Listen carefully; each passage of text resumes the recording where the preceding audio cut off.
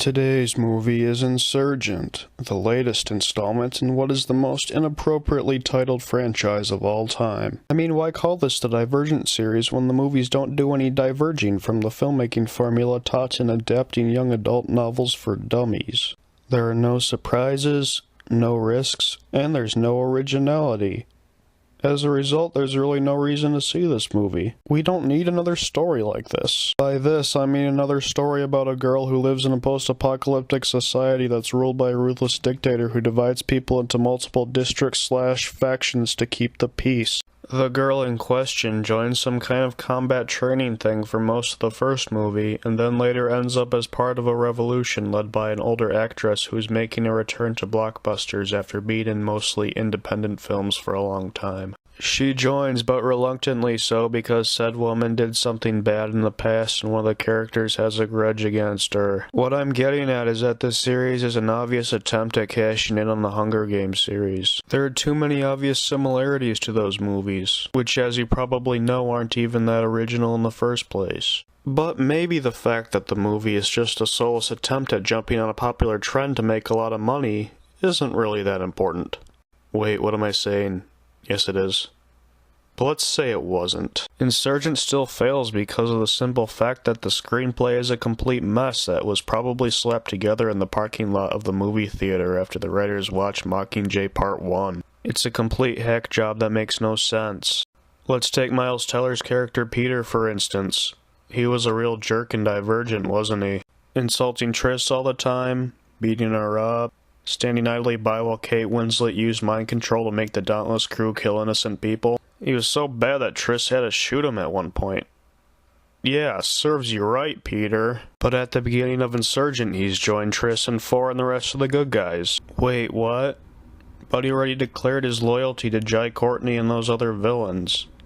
Didn't all the good guys get on a train at the end and head off into the sunset? I don't remember seeing Peter. Oh, there he is. How are you running? Weren't you shot? How are you running right now? So yeah, in Insurgent everyone trusts Peter now for some reason. I personally would have just thrown him off the train and been done with him.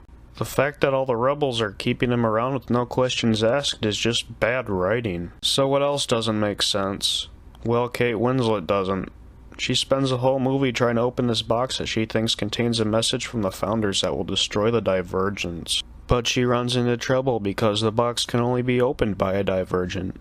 So she has Jai Courtney find the rebels and shoot them up with a mind control serum. Winslet uses this to make some people commit suicide and threatens more suicides until they turn over a Divergent to her. Several questions here. 1. Why do you think there's something in this box that will help you destroy the Divergents, Kate? You have no reason to think this. For all you know, there could be Gwyneth Paltrow's head in there. For all you know, Robert De Niro put John Cusack's girlfriend's head in there. There could be a shark or something in there. 2. If the founders wanted to put an anti-divergent message in there, why would they design it so it could only be opened by a Divergent? Use your head, Kate. That doesn't make any sense. 3. If your end goal is to defeat Divergents, just forget the box. You have an army of mind-controlled zombies who look like people that many of the Divergents trust at your disposal. Use them. Just go hunting. Then there's this other thing that didn't make sense. To open the box, Winslet needs to have Triss pass a bunch of those mind simulation tests that you saw in the first movie. So she puts her in a glass case. A guard walks in and she steals his gun and is all like, "Stop being a bad guy or I'm gonna shoot him, Winslet." And she's like, "Whatever. I don't care. Shoot him." So she tries shooting Winslet through the glass, but it's unbreakable. While she's doing this, the guard leaves the room. Why not just follow him out and then shoot Winslet? Literally every one of her problems would be solved if she had done this. Hey, remember this from the trailer? I'm not gonna fight you. Of course you're not. You're gonna fight you. The setup for this is that Winslet is doing that mind testing thing on Triss. She's seeing if she'll react in anger. If she does, she's failed the test. I guess Winslet's idea is that Triss is so filled with self-loathing for being unable to save her parents that she'll fight herself and fail the test. Maybe it's just me, but if I said, I'm not gonna fight you. to the person who killed my parents, then I'm probably not mad enough to fight whoever tried to save them and failed. Especially if it's just a simulated version of myself. You really are a lousy villain, Kate. Anyway, I'm a fair guy, let's talk about the good things in this movie. First thing, Miles Teller, he's pretty great in this. His sarcasm and dry wit is very welcome in a movie as bad as this. After Whiplash, I instantly became a big fan. With Insurgent, my opinion hasn't changed. He's still awesome. Another good thing, and it is a really, really good thing. Insurgent is a complete movie and doesn't end in the middle of the story and then tell you to watch the sequel to find out what happens.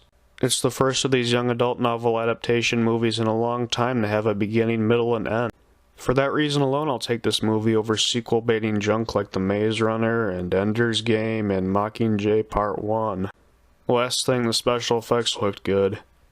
Yeah, good job, I guess. Overall, Insurgent makes no sense and is a ripoff of The Hunger Games, but at least it's a complete movie that featured competent special effects and Miles Teller. I give it a 4 out of 10.